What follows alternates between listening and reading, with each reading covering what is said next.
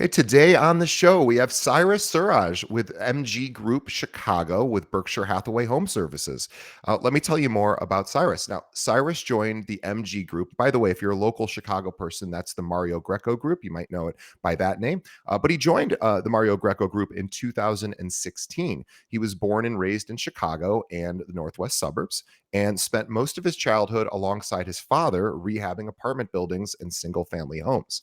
Cyrus graduated with a Bachelor of Science from Loyola University and later attained a JD from Loyola's School of Law with a focus in real estate. Since 2004, Cyrus has focused on commercial and residential sales, leasing, and management, alongside 10 years of experience as a loan originator and processor, and brings an all bases covered approach to his clients to ensure the highest quality of representation. Cyrus, welcome to the show. Glad to have you. Great to be here. Great to have you. So you went from rehabbing homes with your father to then going and getting your law degree and back into real estate, sort of going doing mortgages and then kind of so you've been involved in the real estate industry ever since you were little. Ever since I was mowing the lawn for my dad at 12 in front of the apartment buildings. Yes. Sure. Sure. Well, tell us how you decided to. So when you went to law school, was the thought were you wanting to be a real estate attorney, or were you wanting to go a different direction with law? Well, I'll tell you the truth. I was actually pre med in undergrad. I wanted to be a doctor. Um, by the time I got to my senior year and actually started volunteering in the hospitals and um, got employed as an EMT and was out in the field, I realized I don't have the stomach for this. I've come to respect physicians and what they do, and it just wasn't the right fit for me. And then I went into finance with my father. He's a self-made man, so he started his Yeah. own mortgage brokerage. So straight out of college, even during college, I was helping him out. I'm kind of a numbers guy. I love math. That's where my skills are strongest. So I was enjoying doing finance with him for several years. Back then you didn't need an originator's license, and it was kind of the Wild West, if you recall. So, of course, I got into brokering real estate transactions at the same time. The glory days, finance the deal, broker the deal, Sure. get some experience on that front as well. Actually, didn't go to law school until the market crashed in '08. Had a couple zero quarters and realized I might need another career. That's when I got into that. And fortunately, with my passion for real estate, by the time I finished school, the market had rebounded a bit, and I was able to kind of get some traction again and decided, okay, I didn't necessarily want to become an attorney. So I was happy to get back into the real estate field, just with another kind of tool in the tool belt, another skill. I do feel there's a lot of value in having experience in all the facets of a real estate transaction. So that was just one more kind of check on the box of what I could help advise on. Not taking the role of an attorney, not taking the role of a loan officer, but at least being a soundboard for my clients if they do want a second opinion or want to bounce ideas off me.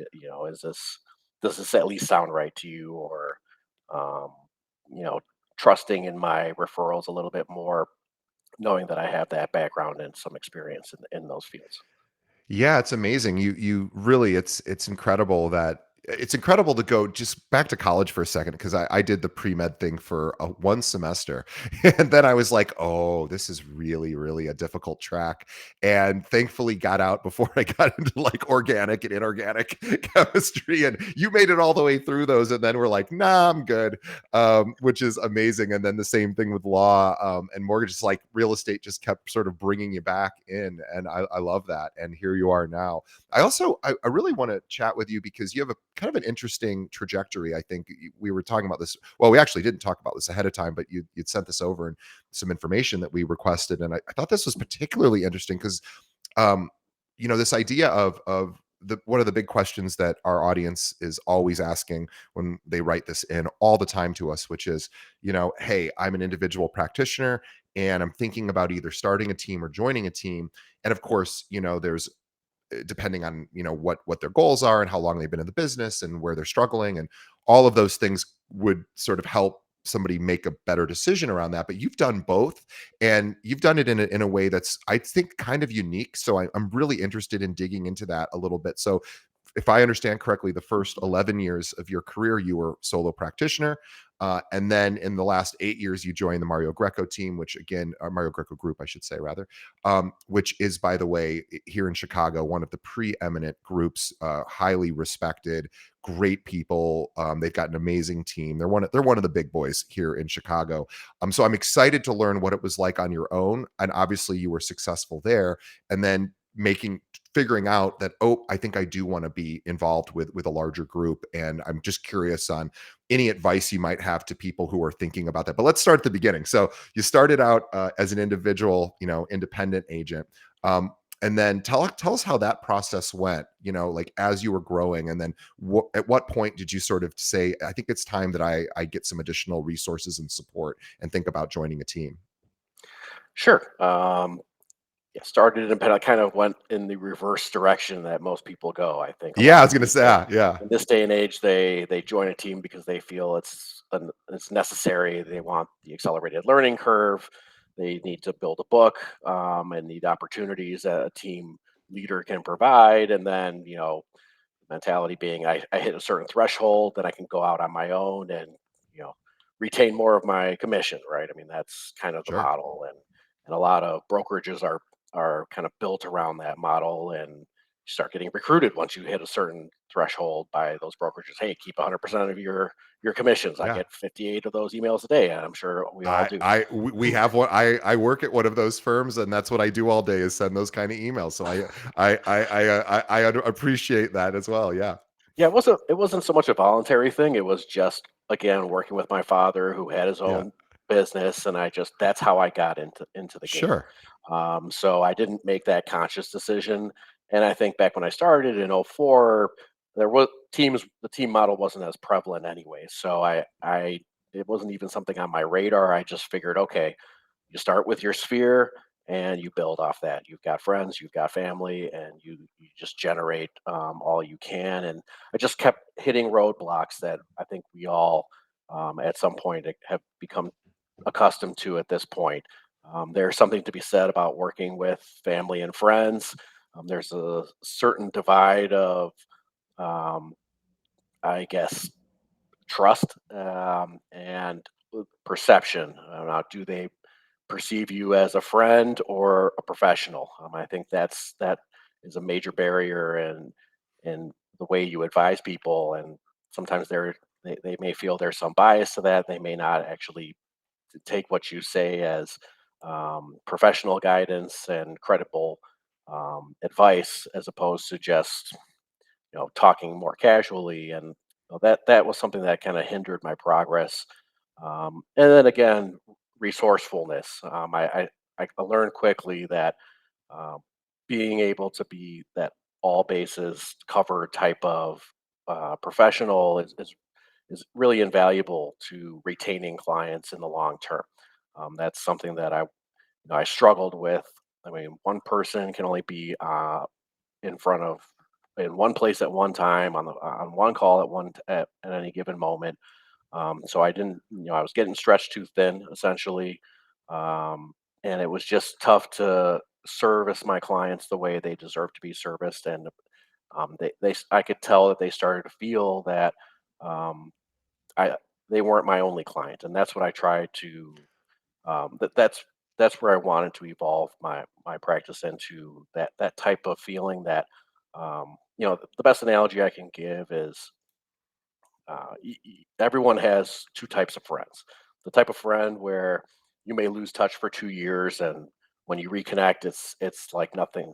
Time hasn't moved. And then there's other people that you feel like if you don't continually nurture and keep in contact with, that friendship will kind of fade. And that's how I kind of look at my business model now. I want that type of connection with all the clients that I meet and work with, and I want them to feel that type of bond, and that I'm that resourceful to them. I want to become their go-to for more than just one transaction, which may take only 2 to 3 months. This is a lifelong relationship type of business, and I stick with that philosophy wholeheartedly. And what I did learn was working on your own, it's tough. It's tough to build that type strength of a bond, because you're just pulled in multiple directions. You don't have any support, Right. and people do get that sense. So people are, a lot smarter than you may think, just because they may not be quite as educated in real estate. They have that sense, and they can kind of pick up on, um, how much attention and how much focus you're able to give them at any given time. And if they need more attention and they need more guidance and you're not available to provide it, that's when you're at risk of losing them to someone who can give them the service that they need. Yeah, it's where teams really shine these days, is not just solving challenges for agents who maybe are struggling, but also struggling to for new business, or for whatever reason agents might consider joining a team. But really, this idea, you're right about your client, as an individual practitioner without a team, your clients might start to notice, hey, boy, Cyrus seems really busy, and they're not necessarily going to say that to you, because that takes a different level of sort of vulnerability for a client to say that. And usually most clients aren't going to say that to your face, but they might be saying it to their partner, who's, on, also helping with the transaction. And so you're right that sometimes agents don't even realize, like you were saying, sometimes the clients are smarter than than the agents sort of give them credit for, meaning, they're thinking things that we don't know. So I think that's a really strong point, is just because the client doesn't tell us, hey, it's been hard to get a hold of you, doesn't mean that it's easy to get a hold of you, right? Right.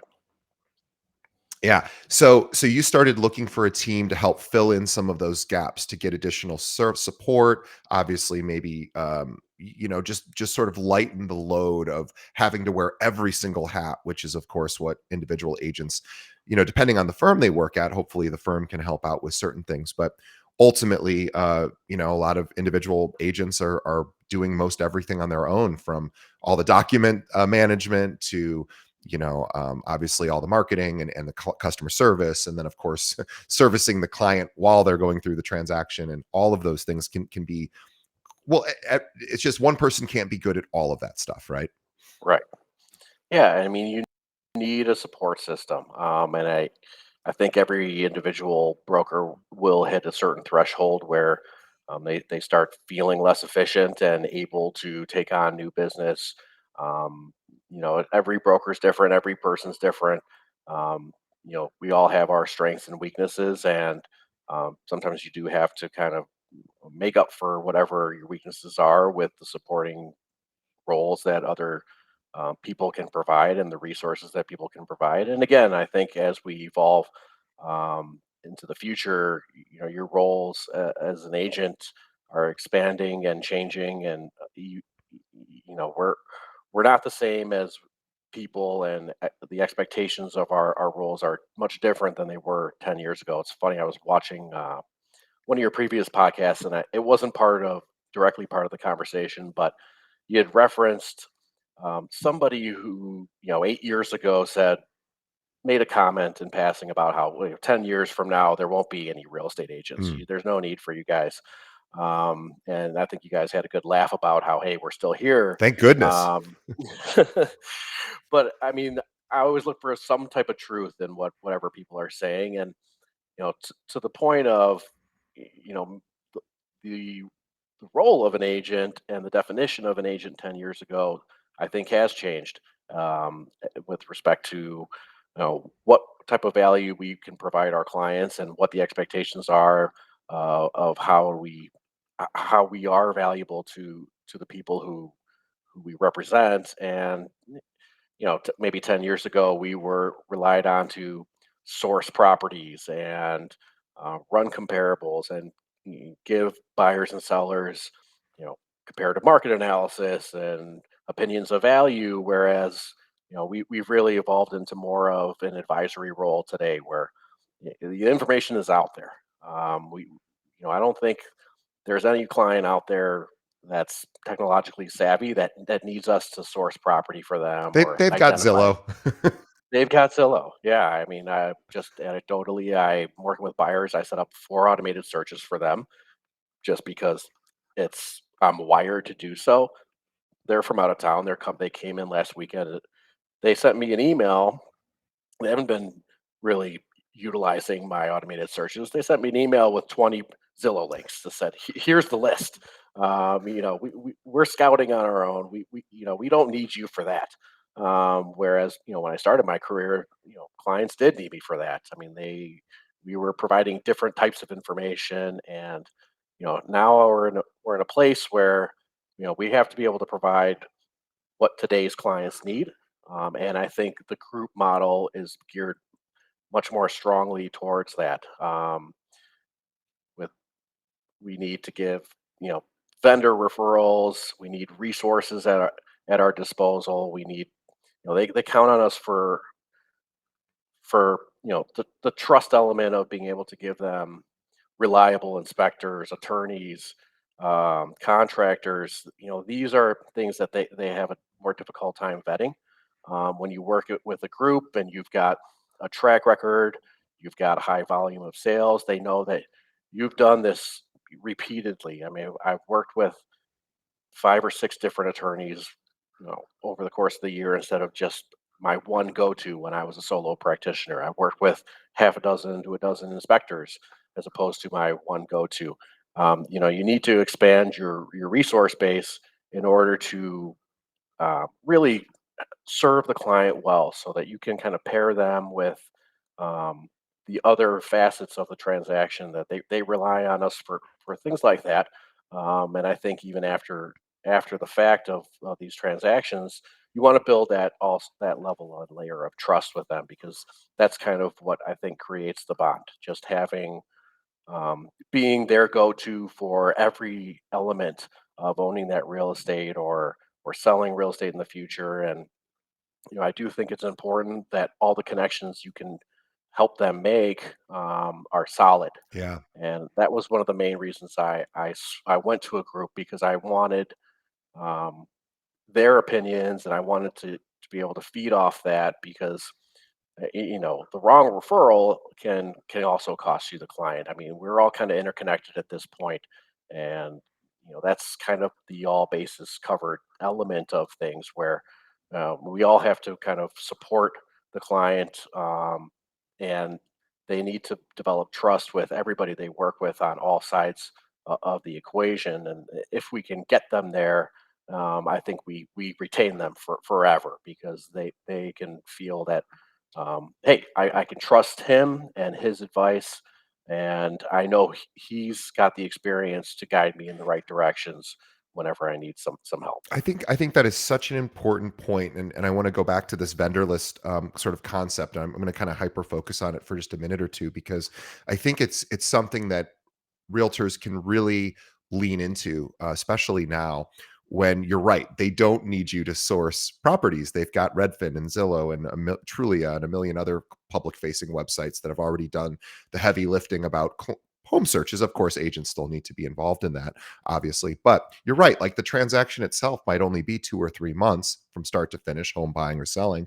And then there becomes all of this other work that is kind of intangible or not directly related to sales that affects every single homeowner, which is I need to get stuff fixed or built or adjusted, or I need a service professional to come out and look at whatever. And I'm a homeowner, and by the way, at our firm we have 800 agents, and we have a vendor list too, but we don't, our vendor list is just for our agents. But we don't, like, how often we're updating it, it's probably not very often. So even when I need to get a service professional, I have to go to we have a Facebook group for our agents to be like, I'm looking for a plumber, and I don't even know this stuff. And so I think agents could really become super valuable after or before a sale, to the client or the lead, or whatever we want to call them, the relationship, I guess, is the best way to say it. And to say, hey, before you ever need before you start making phone calls and Google searching and looking for a moving company or whatever, plumber, I have got 3 great plumbers that I know are awesome. And I've also got great painters and I've got great accountants and blah blah blah, attorneys, etc. And you can become routinely valuable because there's always ongoing projects at every home. Every home's got some project that's not completed yet or is about to be started or they're thinking about starting. So it really, I hadn't really thought of it too much. I've interviewed a ton of people on the show who do a big thing about vendor lists, but this idea that vendors are always being needed by homeowners. And so if you can really lean into that, not you, of course, Cyrus, you do this, but for anyone who's listening, really make this your value add, above and beyond helping them buy or sell a home. Make this like, no, this is actually how I'm really going to be able to provide value after the transaction, or even beforehand. I think that it really is such a cool thing because you're providing incredible value because you're saving that person time and hopefully any mistakes by hiring the wrong person. Yeah, and I think even with the follow-ups, post transaction, again, back to the point that our clients are probably smarter than we give them credit for. I think they can pretty easily tell the quality and the direction of every touch you make. And if I'm reaching out with, "Hey, do you want a CMA of your property?" I think they can pretty quickly sense like I'm fishing for business. Yeah, I'm looking out for myself and trying to make sure sure. I get my touches in, as opposed to, "Hey, did you appeal your taxes last year? Yes, that is an Did you, incredible, you know, incredible thing to suggest to somebody. you're going to get a response Yeah, every time when they sense that you're genuinely looking out for them and making sure that they're staying on top of their game. And hey, did you have how's the house look?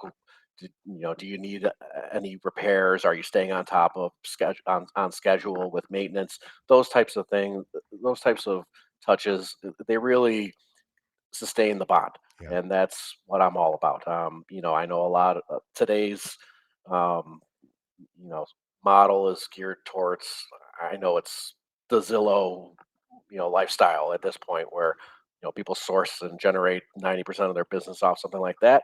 I'm kind of the opposite. Maybe I'm a dinosaur. I'm a 90% direct referral guy, and 10% lead sourcing and whatnot. So I do have to rely on um, sustaining the bond with people after the fact. And I think um, if you start with the relationship in that framework, you can sustain it over the long term. And those are the metrics that matter to me. What hurts me the most is not whether I win a lead at the front end. It's whether I buy someone into a property and if they list with someone else. That to me is, I mean, I use it as a learning experience, but it's a failure. sure. How did I fail this It client? is. Yeah. How did I lose the bond with them? Yep. That's what I look at. I don't look at conversion rates and all the metrics of the front end that a lot of the more very successful top producing agents. This is um, what we're all numbers people at the end of the day. I mean, it's we like to quantify our success, and it certainly has value, and everybody needs to be able to set goals for themselves, and the numbers, be it production, be it conversion, um, whatever it is on the front end, it's valuable. But I think what's invaluable is retention, and I think that's something that it's easy to lose sight of because we can become hyper focused on generating and growing our business, um, but preserving the relationships that you've built, and how to go about doing that from day one is what's most important to me, at least. I agree. I was at this top producer breakfast yesterday, and there was somebody was sharing this anecdote. I'm curious to get your thoughts on it. And the anecdote was this top producer, top 1%er, was saying he was talking about a friend of his who's also a top 1%er, different person, and said this other person spends about $90,000 a year on leads. And the person who was speaking said he just blew his mind, and he said, "Boy, I would take that same 90,000 and invest it back into my sphere of influence." And I was like, "Okay, well, what does that mean?" He's like, "I would throw events, I'd be buying gifts, I'd be doing all sorts of fun things to help their life in some way, or whatever way he thinks might add to their life, maybe experiential stuff, client events, whatever, or maybe little gifts here and there, or just, whatever, whatever that means to him. And I thought, boy, I've never heard anybody say that exact phrase before. And it made, and look, we have had lead companies sponsor our show. We love lead companies. So if you are a lead Of company course. who's listening, I am not anti-lead. There's a million ways to build this business. But I thought that's a really interesting idea, is taking that money, and that this particular agent who said, I wouldn't spend $90,000 on leads. He wouldn't be good at that anyway. This other person he's referencing is very good at that. So everyone can do it differently. But I thought that's so interesting. You take that same money, invest it back into your sphere, and you're going to have, just people who love you for life because you're consistently adding value. So just curious to get your thoughts on that. Yeah, I think if you can somehow play the middle, Yeah. you take advantage of both. Yeah. That again, I mean, I do feel like we're getting caught up in this new model of, fighting for new business and generating and growth. So everyone's front of mind is growth oriented, is lead capture, is how do I generate more opportunities, and that is extremely important, of course, for the the agent who got their license this morning to the top producer in the country. But if you can find some balance, it helps you not lose sight of the people who got you where you are today.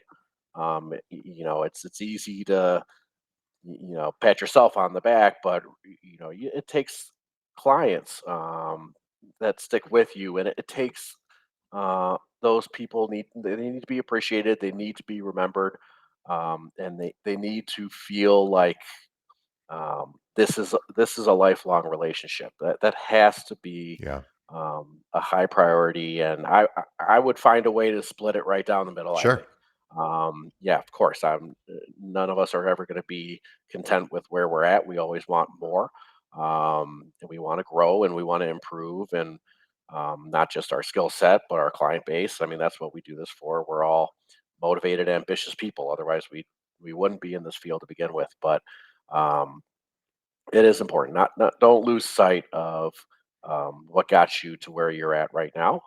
That's something I believe firmly in. I'm always a little bit nervous to get too big or too successful. I don't want that chip on my shoulder.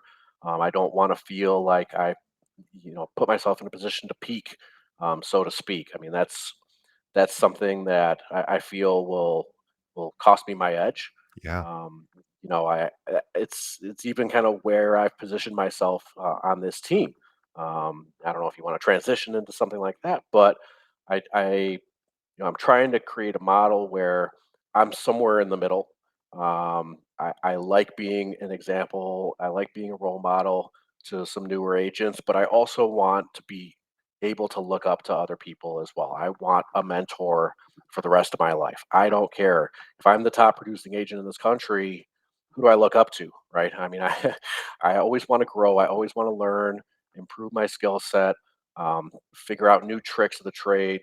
I mean, at the end of the day, your skill is the most important asset you have. It's not just your ability to, perfect some type of model. It's how you serve your clients. I mean, that will reflect on your success more than anything else. So, by the same token, don't forget the people that got you where you're at, and yeah, I mean, hey, showing appreciation to them in any way possible is always money well spent. You do have to spend. I mean, that's part of the game. It's a Got to spend business. money to make it. Yep. It And is. you're an academic, or at least I consider you to be more academically minded than myself. So, and I mean that with the highest level of respect, because you went through arguably two of the most difficult tracks, law and medicine, and here you are. And I don't get to talk to a lot of realtors who have that background, and so I would love to talk about the state of the market. because it is a goofy time. Yesterday, the Fed raised rates. I think it was the ninth straight time, although it was a small increase, 25 basis points, I believe. But banks are failing. We've had three banks fail in the last week in this country. There's a lot of goofiness going on around. Of course, lending rates are still, higher, of course, than they were several years ago, and inventory is still a challenge in most of the major markets in this country. And then you have, a good percentage of the population that refinanced to about 3% or 4% in the last couple of years. And that's also going to create, stoppages around listings. And, I worry about that for myself because I have one of those, low interest mortgages now. And I'm like, God, what's my incentive to move? Like like it's gonna be tough. So I am curious. I think of myself more as a consumer than because I don't practice as an agent. So I am just like, I don't know what's going on out there right now, really. And I'm curious on sort of what you're seeing out there and maybe if you've made any pivots or adjustments this year to account for some of the goofiness in the market.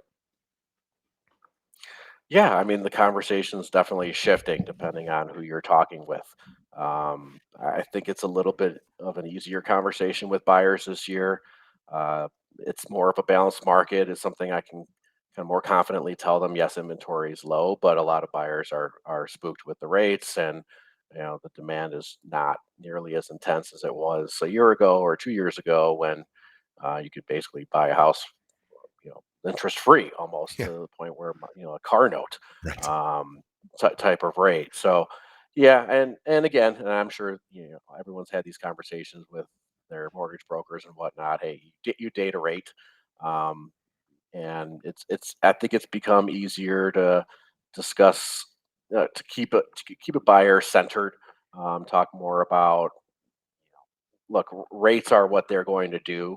It can impede you from progressing through your life and what you want to do. And I mean, if you want to become a homeowner, you can't let an interest rate get in the way. Now, it may adjust your comfort level in terms of budget, Yeah, your spend. but Yeah. yeah, but hey, I mean that is what it is, and the rates could go up tomorrow, and you'll have been glad you bought today.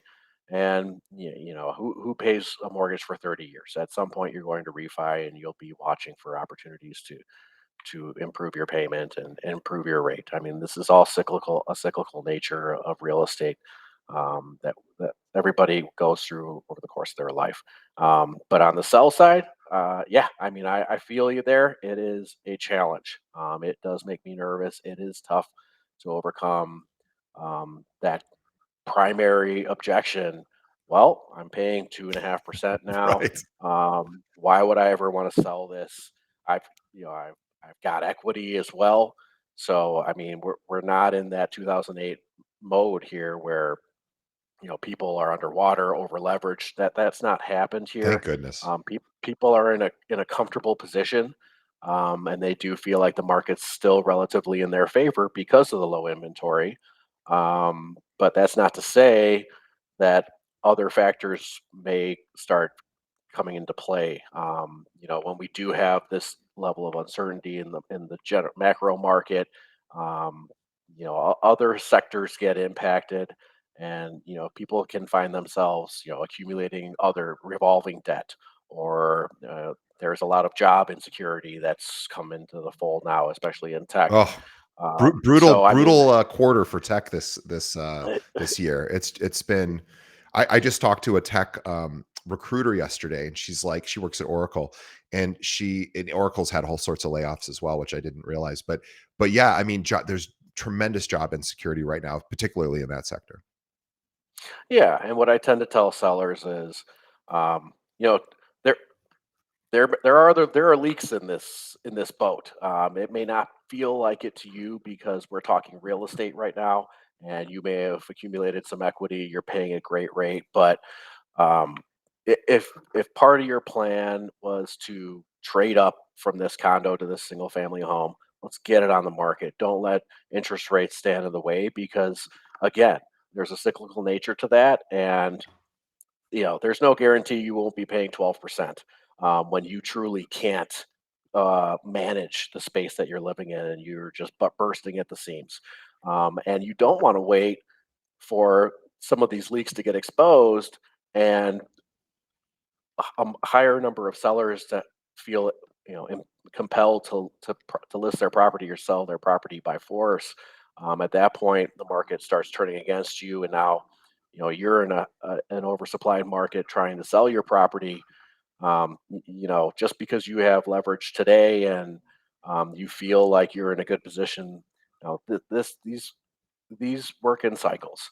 You don't need to time everything perfectly, and it's almost always a trade, right? So whatever you feel like you may be losing on one end, you get back on the other end, and I try to keep people in that perspective. But you're right, a lot of I it's tough to have conversations with people that make any headway because they're just they're married to this low interest comfortable position that they have right now, and unless they feel there's a substantive reason to sell, they're pretty closed about it, closed minded about even considering that as an option. So it's a tough time, and yeah, I mean, obviously, in this market, we all want to be listing agents because it's just the side to play. Um, so yeah, I mean, it's for the people that got into this business over the past 2 to 3 years, this is a wake up call, and you do have to kind of reconsider your approach a little bit, and you know grind a little bit Yeah, harder. this You need to, this is the year to grind. yeah. Absolutely. I mean, you need to give yourself as many opportunities as possible. And again, I do think the balanced approach works. And that's, I think, the value of the group model is, um, more opportunities the better because it's not quite as abundant in terms of you know the way people are responding to conversations nowadays. A lot of people are just completely shut down about it, and um, you're kind of limited to people who are in a more pressing scenario where they are willing to forego their great scenario of 2.5% and just deal with whatever interest rate they have to pay because they have to. Yeah. There's always going to be that market, but it's a thinner pool. I think it's a thinner pool of clients for sure because of the I think rates are you said primary objection there.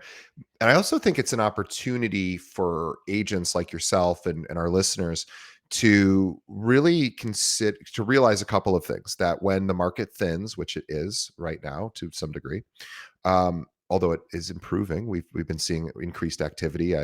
So I'm excited for that. But for everyone seems to be struggling a little bit right now, agent wise. But I think it's a good opportunity to pick up market share because I will tell you, we have another company which is a holding company for agents that aren't actively practicing, and we started this company just to give you guys an idea of just how crazy this is. So this is for people who don't practice real estate but want to keep their license active. Okay, so that's what a holding company is. I don't know if every state allows it, but in Illinois we allow that. So we started this about I don't know 8 or 9 years ago because people would leave our company and leave the industry, and we were like, oh, what are you doing with your license? Oh, I'm taking to a holding company. Well, we learned what a holding company was, and then we were like, oh, we could do that. Anyway, the reason I'm bringing this up in the last so we do almost no marketing for this. We just like send out emails to agents going, if you're not practicing, do this. That's literally all we've ever done for this holding company. Um, in the last since the beginning of the year, we have added 120 new agents to the holding company, which now puts our holding company at about 900 agents, which is actually bigger than our actively producing company, which has 800 agents. So we are seeing a mass exodus of realtors leaving the industry. Now, the top agents aren't leaving, of course, but we're seeing smaller producers, the onesie, twosie, the half. the part-time agents starting to fall away and join firms like our holding company, which is great for our holding company. But it's really a telling sign for the industry that here in Chicago we've got about 46,000 realtors, and we think we're the largest holding company now, but we're not the only one, and the other ones must be flourishing as well.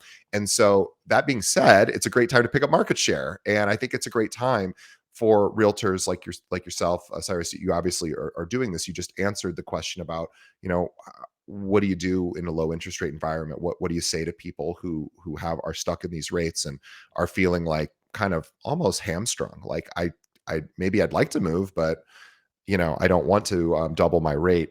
And having those conversations, I think, is really important, and an agent can do that now because people are thinking about it, right? People are thinking, especially if you bought your home 2 years ago, right? You're probably now at that point where you're settled to your home, and now you're starting to think about what's next. Maybe you're in your forever home, and it doesn't matter, you're good. But most of us, aren't in our forever home. So this idea of like now it's maybe a couple years in, especially if you bought during that time or refinance at that time. Now it's like, okay, what's next? And you're not sure. And guidance and help and education is so critical. And it's just, I don't want to have to, I don't want to really have to go to a news source to learn about what interest rates are doing and what the market is doing. Like, I really just want or rather, I'll give a different example. When I go to do my taxes every year, I don't really want my accountant just going, send me your receipts and, I'll do the taxes, because she does that anyway. I want her to be like, "Hey, I have an idea for you." Like, that's what I always want. Like, "Oh, here's a way to save more money," or "Here's a deduction you didn't know about." Now, does she always do that? No. But I would probably pay her more if she said, "Well, I'm gonna add on some additional fees, but this next year, I'm gonna give you all these other ideas." I would absolutely pay that, because I think we're all looking for guidance, and help, especially around this. And this is where I think the value of the realtor really comes in, is this: if you can say, here's why you still may want to consider going from a 3% rate to a 6.5% rate, or whatever it might be today. And you might say, that might sound crazy, but hear me out. I actually have some logic here about why that could actually make sense, right? Like, that's a really compelling narrative. And I think, and it doesn't have to be a perfectly told story with like it's a slam dunk to obviously, trash your good mortgage for one that's a little bit tougher. But people are thinking about that stuff anyway. So I think now is the time to engage in those conversations. Curious to get your thoughts on that. Yeah, I agree. And to your point that some of the part-time crowd is sort of thinning out. I think a lot of people who became accustomed to kind of starting on step two with clients, like they're already kind of committed to making the move. Those are that's the low hanging fruit for those who stuck around, because a lot of those agents are either just dropping out of the industry, um, literally or figuratively. They're disengaging with a lot of these prospects because um, they're not adept at having that initial conversation because they never had to before. So I think it is a time where um, the the market is looking for knowledge and insight and guidance, but more than anything else, just someone to just bounce ideas off of, or someone to just be actively in communication with. So I think you can find yourself cultivating a lot of relationships now that were tougher to source a couple of years ago. Anyone's uncle could have sold a house 2 years ago, and where was the value of being in a group or a top producer or having a track record at that point? It didn't matter when the house was selling itself, and everyone wanted to buy and sell. But when we're in a little tougher market to navigate, that's where the value really comes into play, and your experience and being able to talk, whether in today's market or reference, again, a previous cycle, or something to that effect, where you can really inform um, people about the general nature of real estate and how it does cycle through, and give them a little bit of a broader perspective of how the market works, and kind of reassure them that it's there's never a perfect time. It's about your life, and you can make adjustments in any moment at any given time. So you don't have to sit on the fence. And I think a lot of people are just kind of hanging out on this fence, and they're not getting any good advice from the people they started talking with initially because they haven't been through this, and they don't have enough experience to really guide them through. You know, there isn't a reference point Yeah. for some of these agents to be able to say, look, I mean, I went through this back in 2010 with somebody or 2015, and at the end of the day, you make the most of the current situation, and you don't let that deter you from what you're trying to do with your life and with your timing. A lot of people are kind of stalling on other elements of their life. Maybe if they don't feel like they want to sell their condo and buy a house, then can they start a family?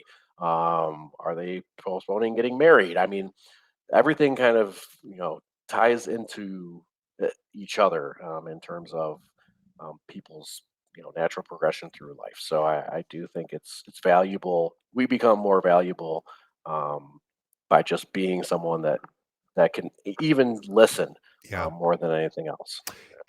Yeah, you are so right.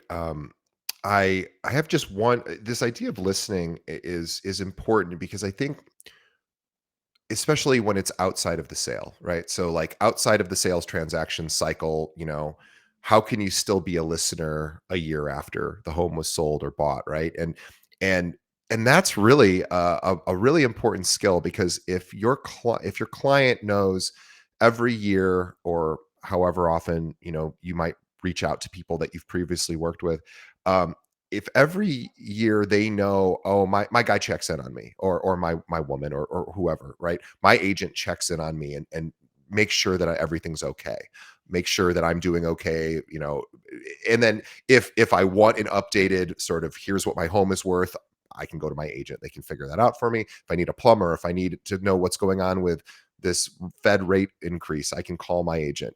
Agent being the consultant or the answer person versus just the person that says this is the home that you want, right? Because we know that people can make that decision mostly by themselves, although obviously agents are critical for that as well.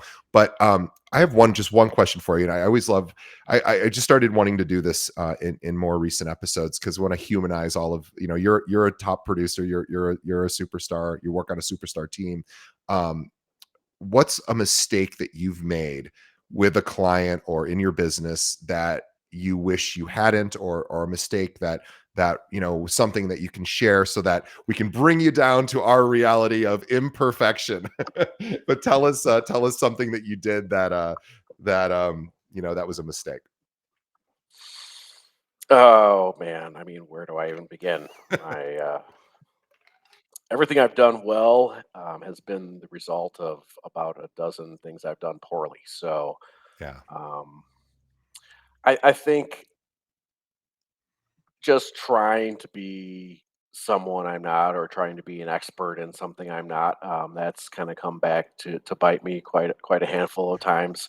Um, the ego can get in the way, Sure. and I've been asked to list or advise on properties that I just don't have the first clue about, and I need to educate myself prior. But I take it on because I want to. I mean, um, I I sold about 20 parcels of land last year in Moni, Illinois, and until the client called me and told me about them, I didn't know where that was on the map. I've never heard Um, of that. yeah, That's how and far away it it's must be.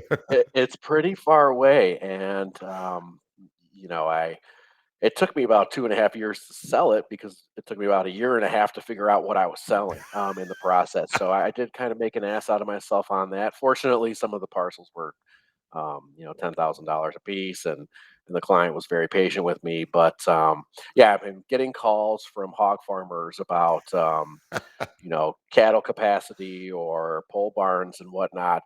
Um, y- you know, I would say my biggest mistakes are not not teaching myself or not looking for guidance on something that I am not experienced with um, before committing Yeah. to trying to sell them or represent someone on a purchase. It's you can get yourself into a little bit of soup there, but I've done it a handful of times. Sometimes it's how I end up learning about what I'm lacking in terms of knowledge. But in Better hindsight, to learn before the client.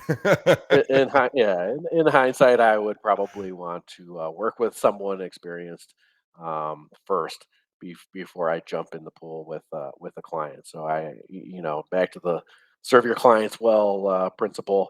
Learning on the fly isn't always the best move, and I've made an ass out of myself several times. Just kind of picking it up as I go. Well, it's okay. We're all human. We all screw up all the time, right? So it's just it's a matter of learning and moving on. And I appreciate you sharing, being vulnerable and sharing that. And it's a good lesson too. It's like, hey, if you get this commercial opportunity and you're like, I don't know about this, I don't know what this is, I don't know, I don't even know what this sector means. Yeah, maybe pass it over to someone else. Not you. I'm saying in general, if you find yourself in this situation, save yourself a lot of headache and find someone else to refer it to, and then you can learn alongside them and still earn a part of the commission. But I get it. It's we all want to say yes to everything. Of course we do. Everybody does. It's like when somebody comes in and goes, wants to interview with us. We have about 800 agents, and they go, would you guys accept me? I'm like, oh, we'll accept you. It's more of a matter of whether we'll meet your needs because we want to say yes to everyone too, right? And that's gotten us into trouble as well. We brought on agents who were like, oh, what were we thinking? That was dumb. So I get it. Even brokerages make these kind of errors. It's all just part of growing. And Cyrus, I really appreciate your time, and I really just love how steady you are in your business, and how sort of just you're not like a glitz and glam flash guy, which I love, because those types of people tend to get the most publicity or the most press. But it can be tough. Those conversations I've had with people like that can be difficult because it's harder to get into the meat of like what they actually do, because there's so much of an image component associated with that. And I love the fact that you're like, I'm just me. Obviously, you're a very educated person, which I think also allows you to provide additional content. Thank you. Somebody just gave us a nice comment there on our live stream. So thank you for that. But anyway, this is a great place to wrap up. Now, if anyone out there, by the way, is has clients who are moving to the Chicagoland area and you are looking for a realtor to refer those clients to, Cyrus would love the opportunity to work with you. He obviously works for one of the biggest teams in Chicago. He's a top producer himself. He's highly educated, super well respected in our community.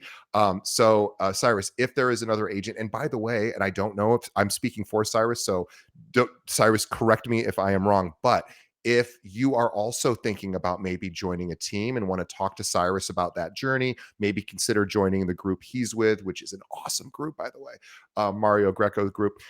If you're an agent and you want to reach out to you, or if you're an agent who might have a referral for you, what would be the best way somebody would reach out to you? Yeah, feel free to reach out directly to me. It's Cyrus at mggroupchicago.com. Very accessible. We have a great website. We have an awesome team, great model, just some brilliant people, and it's a lot of fun to work alongside some of the most amazing people I've ever worked with. It's And a good group. there's a reason I've been here for 8 years, and I'm looking forward to the next eight. And Yeah. I have learned more in the past couple years, actually, I learned more in the first year with this group than I did in my first 11. Another So if you want, big reason to consider partnering up with a team is you just get to learn from avatars in some cases. Like in your case, you're working for literally a legend in this Chicago industry and or Chicago real estate industry. So also, everyone, before you sign off today, first of all, we want to thank Cyrus for being on the show. Yes, he's awesome. He's great. He gave us thank his you, DJ. time. Really appreciate him. On behalf of the audience, thank you, Cyrus. And also, on behalf of Cyrus and myself, we want to thank the listeners and the viewers and everyone who checks out our show. We are so grateful for you. The reason we do this is because thank goodness you are so kind and tell other people about it, because we don't do any marketing. So thank you. I mean, I should. I'm a marketing guy. I should figure out how to do that. But in the meantime, thank you for doing it for me. So please tell a friend. That's the only thing we ask. Tell just one other realtor about this show. Send them over to our website, keepingitrealpod.com. Every episode can be streamed, and of course, we're on every podcast directory. And we've got some really cool stuff coming up for this year. So maybe some contests, maybe some giveaways, all sorts of fun things from some of our vendors. So stay tuned. We'll have more information there. And we have a new show that we're launching here in a week or so, which I haven't even mentioned until now. So I'll talk about that shortly. Anyway, on behalf of everyone here, Cyrus, again, thank you so much. You're awesome. We appreciate you.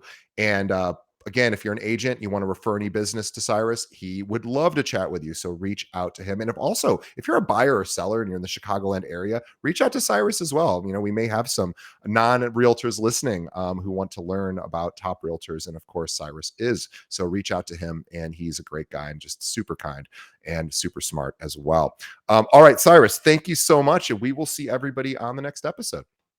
Thank you for having me.